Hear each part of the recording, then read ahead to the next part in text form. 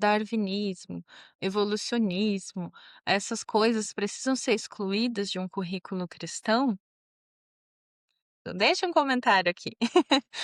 Não, não devem ser excluídas, porque essas visões elas estão tão entranhadas na nossa sociedade que em algum momento o estudante vai ter contato com essas visões.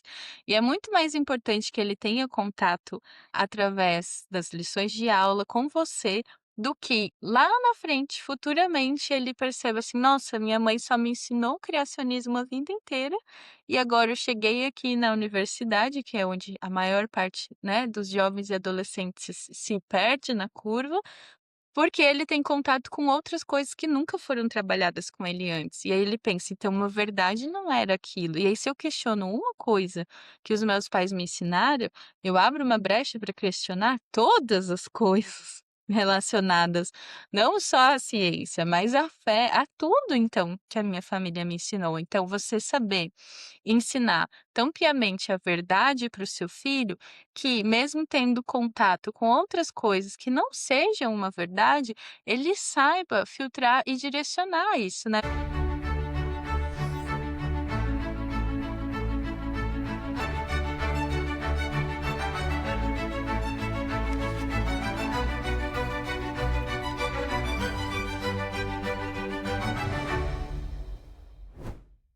Bem-vindo ao podcast Descobrindo Charlotte Mason, um verdadeiro convite às ideias vivas de Miss Mason.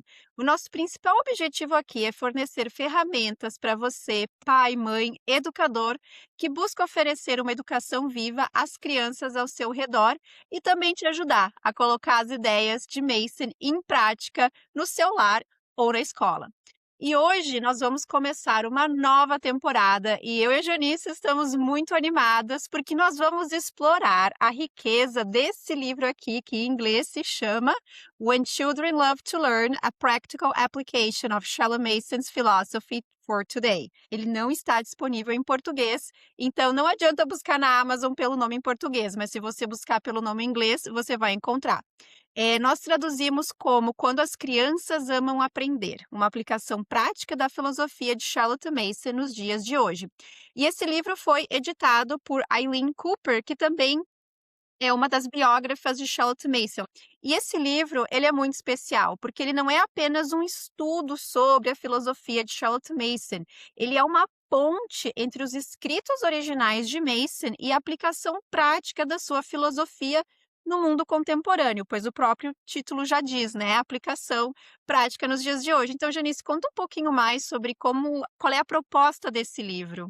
A gente já contou para vocês muitas vezes a história da Charlotte aqui no podcast também, da filosofia e como ela ressurgiu em meio ao movimento de educação cristã, educação domiciliar nos Estados Unidos, e essa ligação ali, bem grande com os escritos da Susan Schaeffer Macaulay, For the Children's Sake.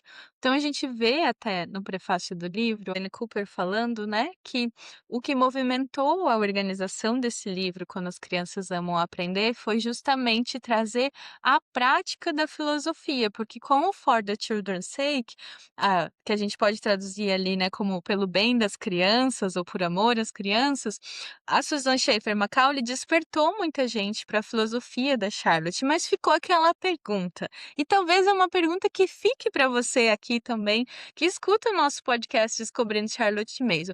Ok, mas como? Como é que eu vou fazer essas lições? Como é que vai ser na prática? Como é que eram nas escolas da PNU, mas e hoje? Como que isso pode ser feito? Então, o objetivo desse livro é justamente trazer para o hoje como que o método pode ser aplicado.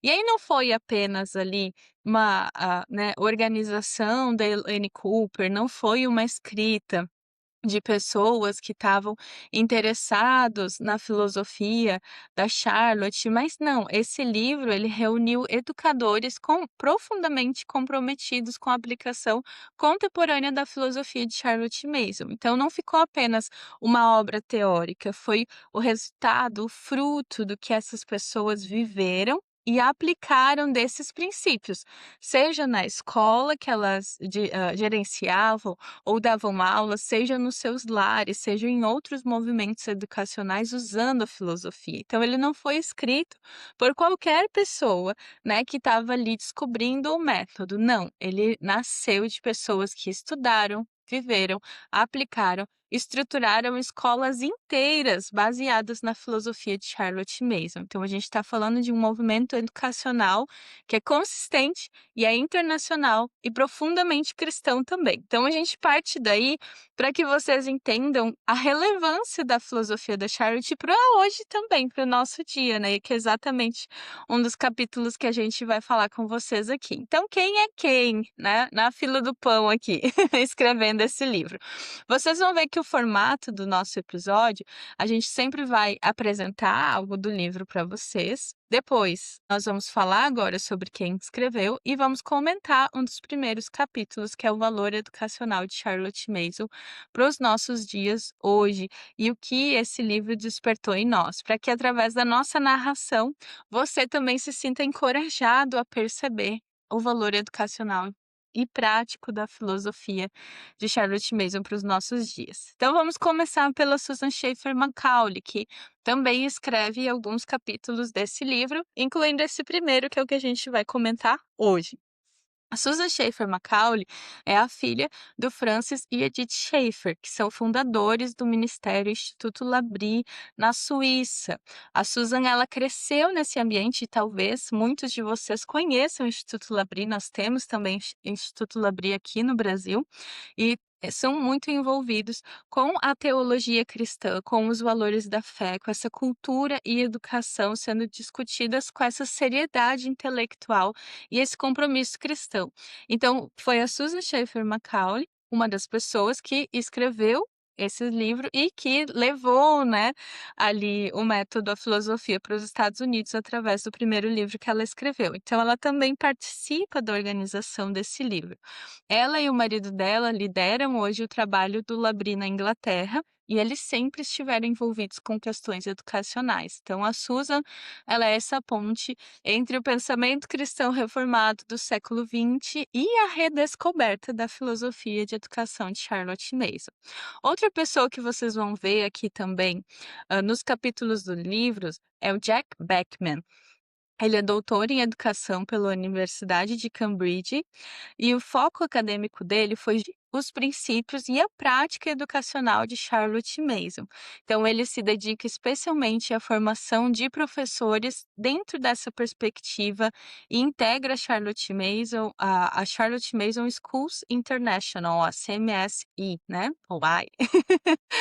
Representa o braço acadêmico e formador desse movimento do Charlotte Mason Schools International, então. Depois a gente tem a Mary Lynn, perdoem meu inglês da pronúncia das pessoas, ainda bem que nenhum deles vai ouvir eu falando o nome deles aqui nesse episódio. A gente tem a Mary Lynn, então, que é educadora experiente e atua como professora, diretora curricular e diretora escolar.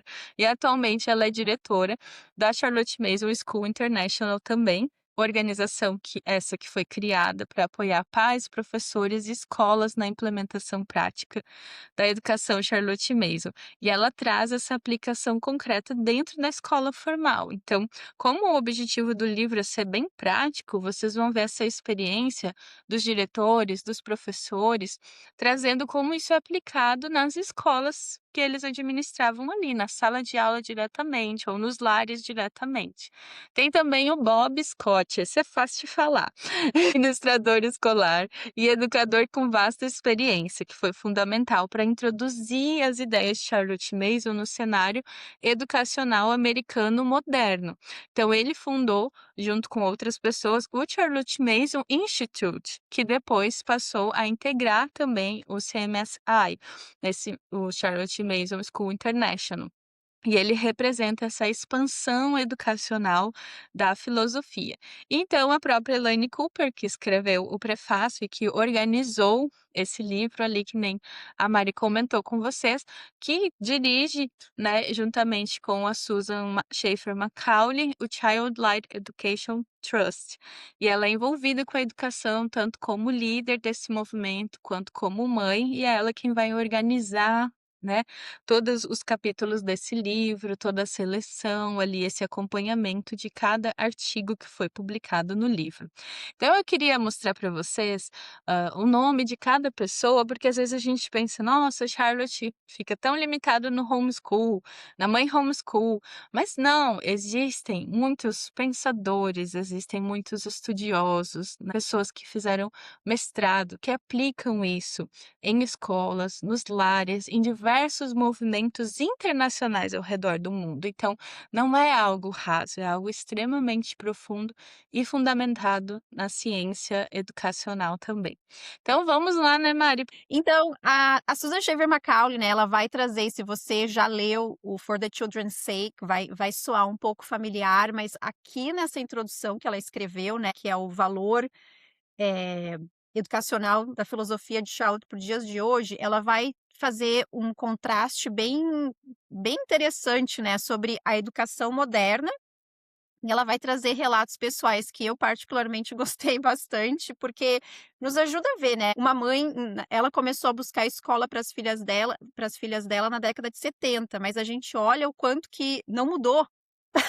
As mesmas, dificuldades, as mesmas dúvidas, os mesmos anseios, e ela já estava encontrando naquela época uma educação completamente desestruturada, fragmentada, excessivamente utilitária, que vai contra aquilo que a Charlotte Mason propõe, né. A Charlotte Mason não propõe uma educação só para a criança passar em teste, só para a criança ter uma profissão, mas ela propõe uma educação que forme a criança por inteiro, que forme o caráter dela, né. Então a Susan Shaver Macaulay começa falando dessa experiência dela de ver professores, frustrados, pais frustrados, mas com diretores escolares ali dizendo: "Não, a gente vai fazer dessa forma". Ela até relata algo que eu falei para a Janice antes que me chamou a atenção, a história de uma amiga professora, né, isso se passa em Londres, quando ela estava lá morando em Londres com o esposo dela e as meninas dela ainda eram pequenas, e ela uma professora que estava frustrada, porque as crianças da classe dela tinham por volta de 5 anos e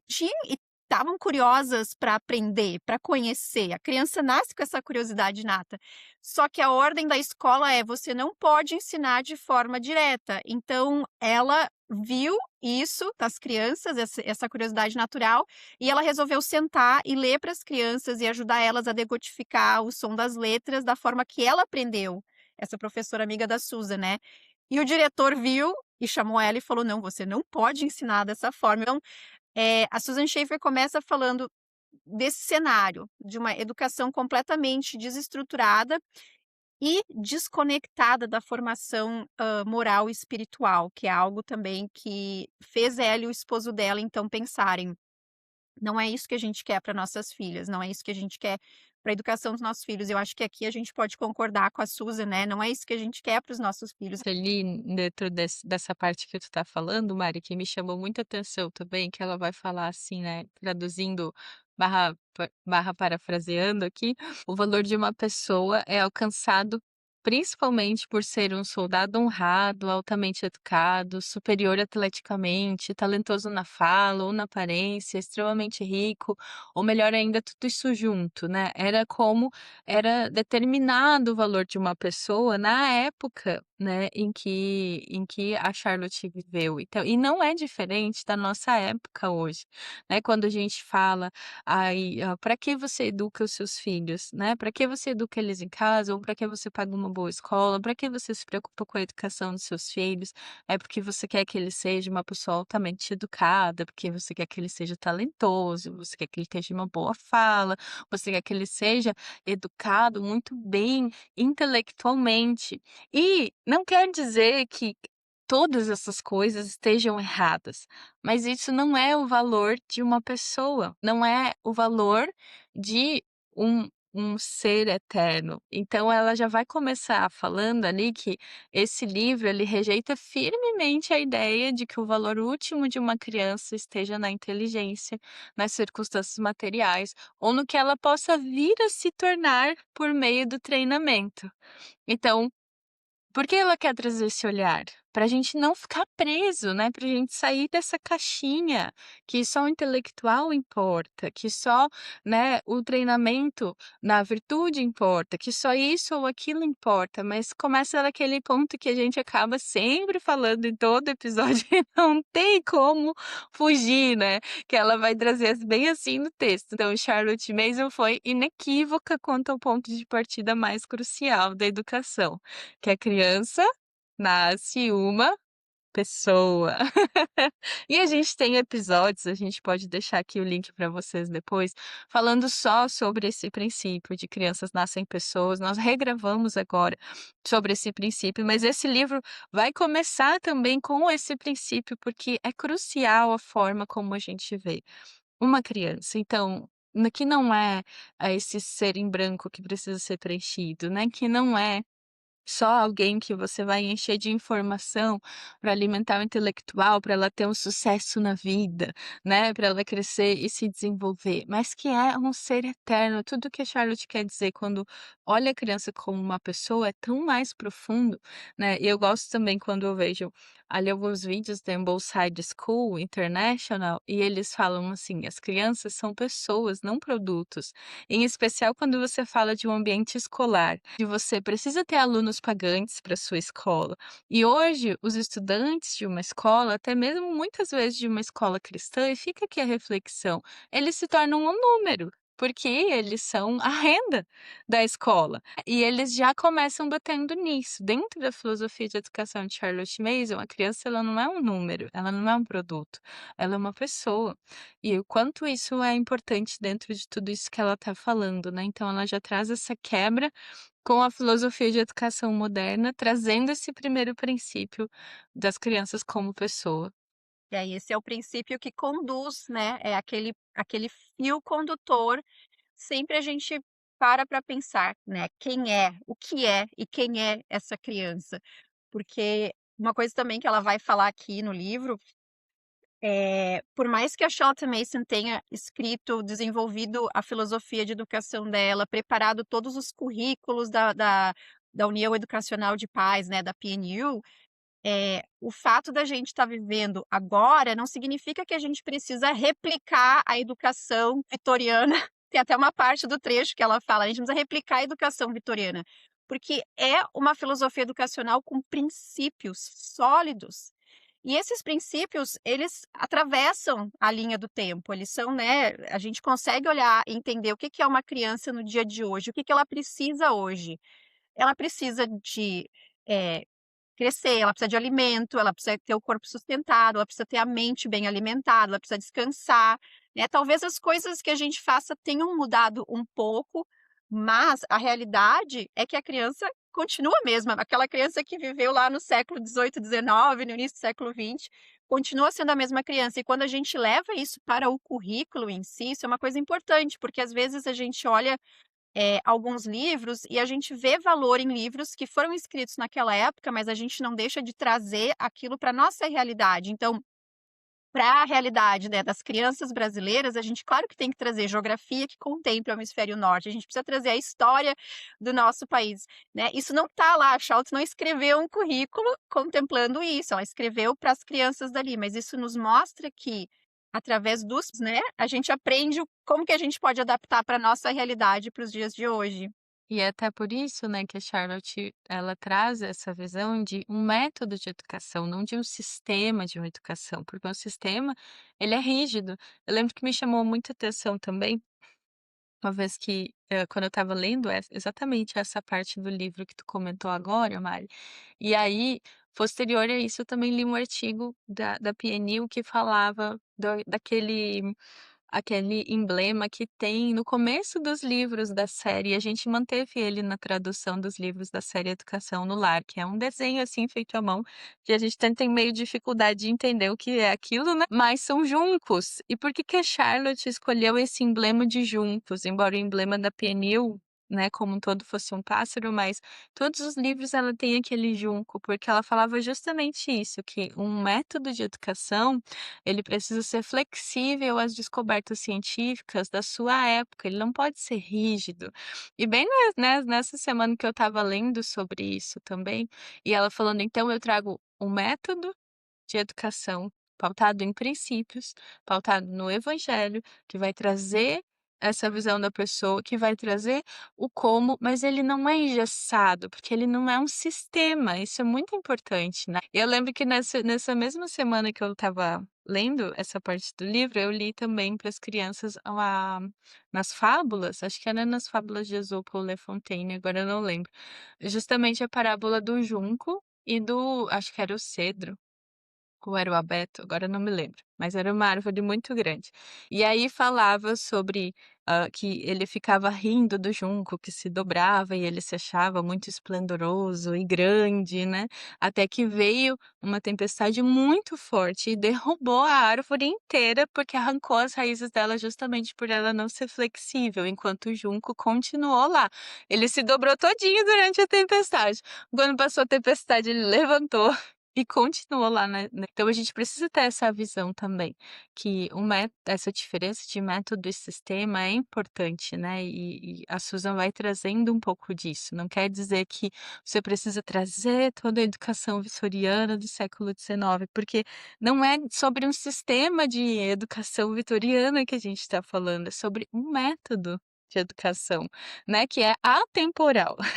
Atemporal, exatamente. E outra coisa que a Susan fala que anda junto com essa questão da criança nasce uma pessoa, entender o que é uma pessoa, entender que a gente está educando uma pessoa por completo, é que ela vai falar que essa educação é para todos, independentemente do nível de habilidade, do nível de desenvolvimento, independentemente da criança, é para todos, né. E ela vai ter uma descrição muito legal das potencialidades e capacidades de todas as crianças. Todas as crianças nascem com potencialidades e capacidades. Umas vão ter mais aptidão para uma coisa, outras vão ter mais aptidão para outra coisa, umas vão se identificar mais com matemática, outras vão se identificar mais com história, mas todas elas têm essas potencialidades, essas capacidades, e cabe a nós educadores, então, ajudar elas a trazer para fora. Eu sempre tenho essa imagem que a Shel fala, né, de ajudar elas a florescerem, né, de ajudar elas a desenvolverem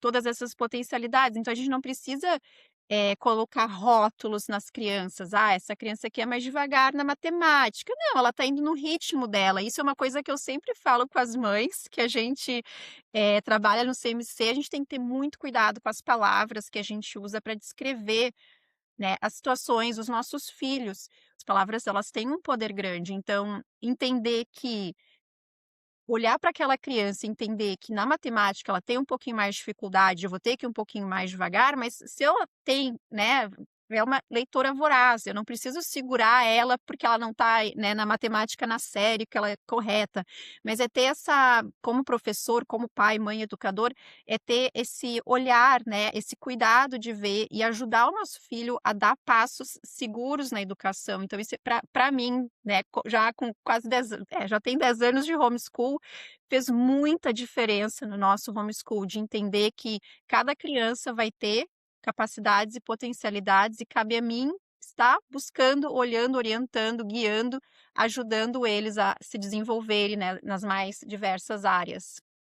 E aí tem uma parte aqui que ela vai falar também, né, que ela vai dizer assim que nenhuma raça é mais humana do que a outra, nenhum gênero é superior ao outro, né, nenhuma cultura é superior em si mesma, né. E aí, ainda tem uma partezinha que eu marquei aqui que eu acho que complementa bem isso que tu falou, que é: as crianças são prejudicadas quando seus estágios e habilidades de desenvolvimento não são levados em consideração. Então, quando a gente está olhando para a criança como uma pessoa, a gente também está olhando para esse lugar. das habilidades de desenvolvimento, né, dos estágios, das habilidades, o que que essa criança precisa agora, até onde ele consegue ir. Então, quando a gente fala do método de educação da Charlotte, não é simplesmente você pegar um currículo ali, né, às vezes as famílias chegam assim no CMC, né, comprei um currículo de educação cristã, e aí ela quer ir direto para o currículo de aula, pegar e aplicar a lição para o estudante, a gente fala: "Não, Nanina, não, não é por aqui que você vai começar", a gente não deixa elas começarem por ali.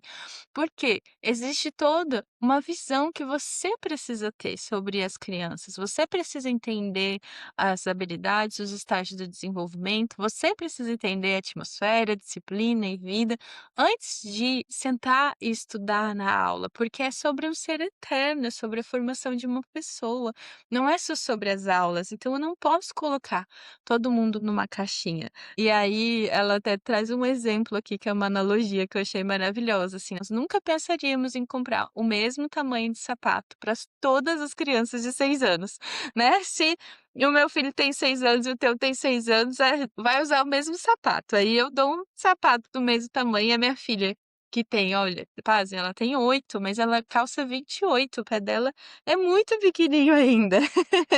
Então, não daria para mim dar o sapato de 28 às vezes para uma criança de 8 anos, na maioria dos casos. Então, da mesma forma a gente pensar a aplicação do método, sabe, precisa ser personalizado para aquilo que o nosso estudante precisa hoje.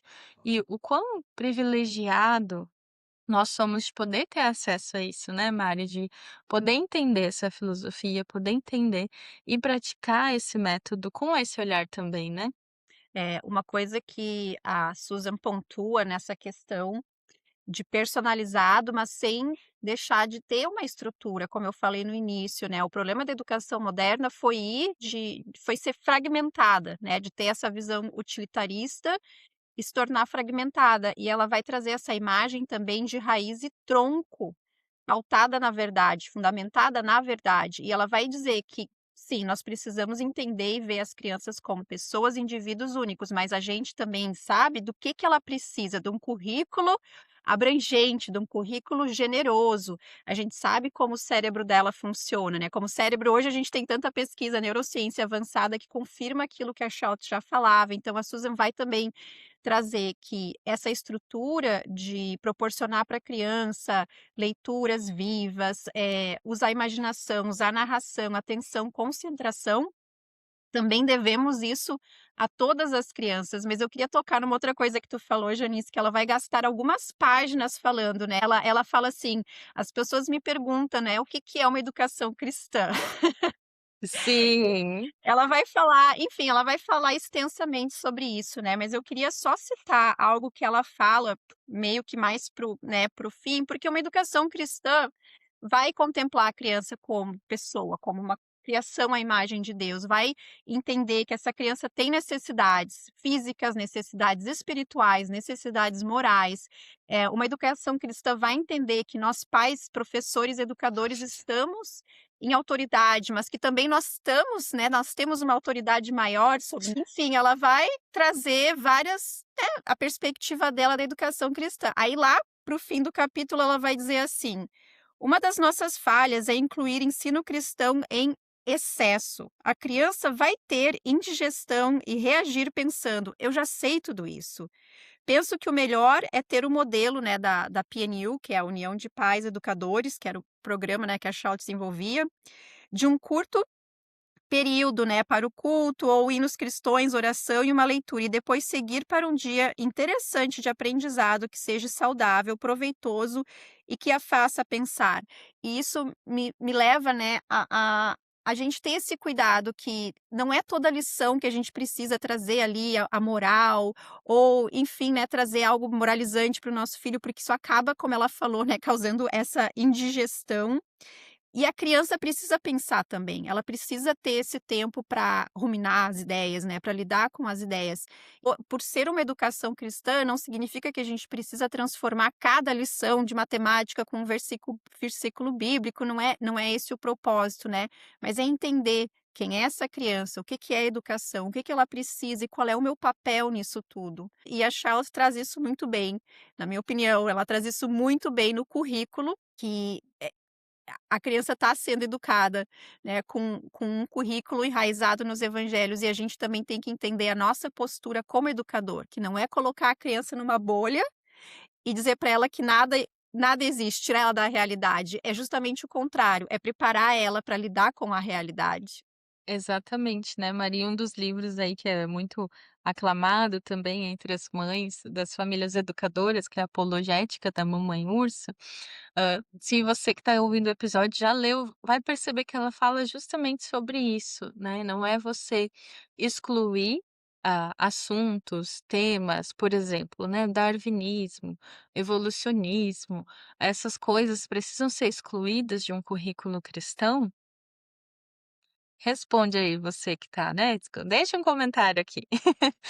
Não, não devem ser excluídas, porque essas visões elas estão tão entranhadas na nossa sociedade que em algum momento o estudante vai ter contato com essas visões.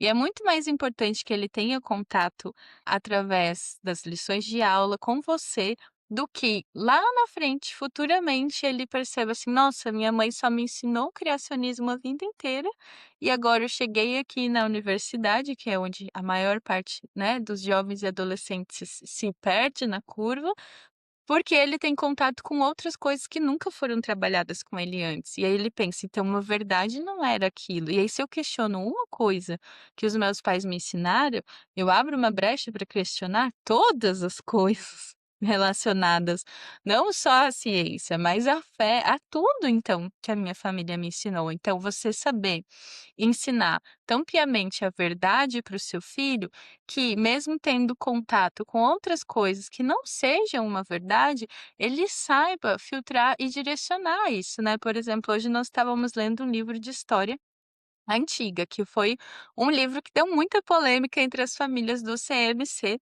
porque é sobre a idade medieval. E nesse livro, né, o autor, que é o Norman Cantor, ele vai trazer ali o judaísmo e o cristianismo como, né, uma base que fundamentou a sociedade ali da Idade Média. Só que a visão dele é uma visão apenas, né, histórica, científica, baseada em outras pesquisas, em outras fontes históricas. Então, ele não vai falar, da ressurreição de Jesus, ele vai trazer outras visões de que, se Jesus, ressuscitou ou não, pessoas tiveram sonhos e visões com Jesus, né. Ele não vai entrar tanto nessas coisas polêmicas, mas ele vai deixar aquela pulga, assim, né, como um historiador comum, né, da época dele.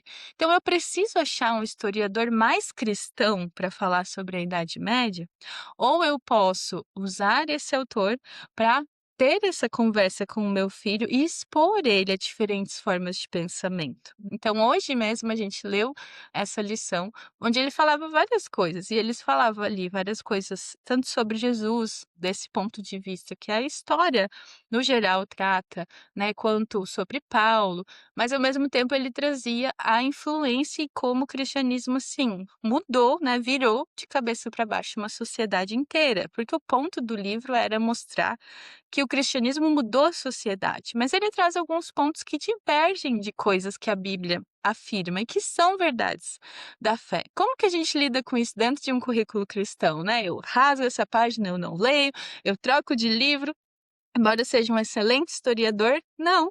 A minha filha leu, ela narrou e antes dela ler nós tivemos essa conversa. Eu falei: "Filha, esse historiador ele vai trazer um ponto de vista histórico, mas a gente tem que lembrar que todo historiador tem seu ponto de vista histórico, e que não é tudo que você lê num livro de história que é a verdade absoluta, assim como não é tudo que você lê num livro de ciências que é uma verdade absoluta, né, e não é por isso que eu vou deixar de ler esses pensadores, porque, né, esses livros são indicados até hoje, até mesmo nesses próprios programas que usam a filosofia da Charlotte, né, dessas pessoas que nós citamos aqui inclusive no livro. Então Não é por isso que eu vou deixar de usar esses livros, mas eu tive essa conversa prévia e ela leu, e daí quando ela terminou de ler, ela falou pra mim assim: "Entendi a polêmica, ô mãe, mas eu achei muito interessante ver o ponto de vista dele como historiador, porque a gente precisa saber disso para rebater com as pessoas quando elas vêm conversar, sabe?" Isso, na verdade, ajudou mais a fortalecer a fé dela, porque fortaleceu ela apologeticamente também. Então não é um trabalho contrário, eu não preciso que todos os livros sejam escritos somente por pessoas cristãs, né, que eles tenham versículos em todo o material de aula, porque não é sobre isso. Lembra, nós não estamos formando eles dentro de uma bolha, porque uma hora essa bolha vai estourar. Eles vão para o mundo real, eles vão casar, eles vão trabalhar, eles vão para uma faculdade ou não, mas eles vão estar fora desse círculo da família. E a pergunta é: eles vão estar preparados para isso? Então, quando a gente olha essa filosofia de educação, que é tão atual para os nossos dias de hoje, ela vai formar esse estudante como um ser pensante, vai formar as opiniões e os princípios que a Charlotte fala tanto que se formam como os nossos ossos, para que eles tenham capacidade de lidar com isso. É claro que a minha filha de 7, 8 anos não estaria lendo esse livro, mas a minha de 12 anos tem capacidade para ler esse livro, por tudo que nós já trabalhamos até aqui. Então, entre todas essas coisas que a gente está falando, mas eu queria trazer esse exemplo prático para vocês, porque às vezes nós entendemos errado o que é uma educação cristã, né? Então, uma educação cristã não é apenas você expor o seu filho a coisas que só concordem com a Bíblia, na história, na ciência, na geografia. Não, uma verdadeira educação cristã prepara ele para lidar, sabendo a verdade, lidar com pensamentos diferentes dentro da história, das ciências, da geografia e de tudo mais. Então, a Charlotte ela vai bater muito nisso nos livros dela também. Mas vamos lá que esse episódio já tá ficando longo aqui, né, Mari? A gente precisa terminar e é Exatamente, um né. capítulo só do livro. É só um capítulo, mas a gente pode, concluir, né, ir para a conclusão, enfim, a Susan vai traçar, né, tudo isso, vai começar falando da educação moderna, o que é uma pessoa, e de tudo isso que a Charlotte construiu como tronco, raiz e tronco, né, de uma educação e fundada em algo verdadeiro, fundada na palavra de Deus. E eu acho que quando a gente entende isso, eu pelo menos, entendi que eu preciso apresentar para os meus filhos, claro, porque a gente sabe que eles são pessoas, a gente sabe que eles têm capacidade, a gente entende que existe um tempo certo para todas as coisas, a gente precisa conversar desses assuntos na nossa casa, nós precisamos ser essas pessoas que instruem eles primeiramente nisso, porque se eles vão aprender com o mundo, né, a gente vai ter que ter muito trabalho para desconstruir. Então não é evitar o inevitável, mas é instruí-los. E uma coisa que a Susan vai falar também ali para encerrar, que a educação é a ciência das relações, então tudo aquilo que eles estão sendo alimentados através da imaginação, através, de literatura viva, né, de não só de fatos secos, né, não só vou adquirir essa informação, vou memorizar para passar em alguma prova, não é essa a proposta. Então essas relações que o estudante está construindo desde o início, né, a gente começa a alimentar a mente deles e o coração deles desde que eles nascem, ou até mesmo antes, né, muitas de nós lendo histórias quando os bebês ainda estão na barriga da mamãe. Mas é mais ou menos por aí, da gente entender o nosso papel, entender o que que é uma pessoa e o que que ela precisa. Exatamente, Maria. E pegando esse gancho, né, do que tu falou, para a gente encerrar, eu quero trazer essa cena que ela vai descrever aqui no livro, de uma menina, né, que está exausta, chorando ali, pressionada, esmagada por um sistema educacional que é impessoal, né? E aí ela traz a pergunta no livro: isso é cristão ou educação? E ela vai falar: nenhum dos dois, na minha opinião. Porque às vezes a gente acha ali, né, principalmente os sistemas de educação falam que não, ele tem que aprender, ele é criança, faz a lição chorando, precisa ter aquelas 3 horas exaustivas ali de ditado, disso e daquilo, e você fica assim: "Ok, ele tem que fazer porque ele está sendo treinado para fazer e a vida é assim, a vida é dura mesmo e a educação vai ser dura". E aí a Susan Schaefer-Macaulay ela fala que isso é cristão ou educação? Nenhum dos 2, na minha opinião, né. Ela não está negando que a educação cristã exista, ela está dizendo que um sistema que desumaniza a criança não pode ser chamado nem de cristão, nem de verdadeira educação, porque o cristianismo, ele vai trazer essa visão elevada de uma pessoa, de um ser eterno, né, como o C.S. Lewis gosta tanto de falar em todos os livros dele, eu estava relendo agora o Cristianismo Puro e Simples, e ele volta a falar disso, né, de estar sempre diante de um ser eterno, e às vezes a gente esquece que a criança também é um ser eterno, então se a gente vê ela como alguém criado à imagem de Deus, como uma pessoa inteira, que tem dignidade, tem ritmo, tem mente viva, é capaz de lidar e digerir com essas ideias. Então a gente não vai esmagar essa mente, atropelar, ignorar o desenvolvimento dela, tratar ela como máquina de desempenho. Tudo isso é incoerente com a fé cristã, né, e o problema não é metodológico, né, é antropológico. Então, uma verdadeira educação cristã, ela não vai contradizer a visão bíblica de uma pessoa. Então esse tipo de educação não é cristã, mesmo que esteja dentro de uma escola cristã. E ela vai trazer isso bem forte ali nessa parte do livro. Então, a gente queria encerrar com vocês com essa reflexão, para que vocês repensem, o que é uma educação cristã e qual é o valor da filosofia de Charlotte Mason para os nossos dias atuais. Porque tudo isso que a gente falou aqui, de problemas educacionais do sistema da época dela, né, da época da Susan também, são tão vivos, né, e tão reais ainda hoje.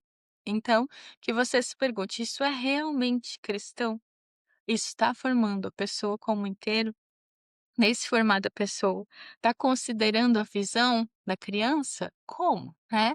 Ou dentro dessa lição, dentro desse método, a criança está ficando esgotada, desmotivada, perdendo o amor pelo aprendizado, porque tudo isso são sinais de que o caminho está errado, o método, que é o caminho para um fim, está errado.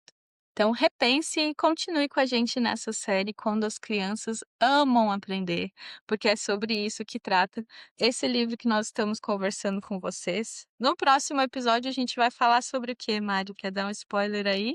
Podemos dar um spoiler, porque é um assunto que não se encerra, que é A Criança é uma Pessoa, escrito pelo Jack Beckman. Então a gente fica por aqui e nos vemos na próxima.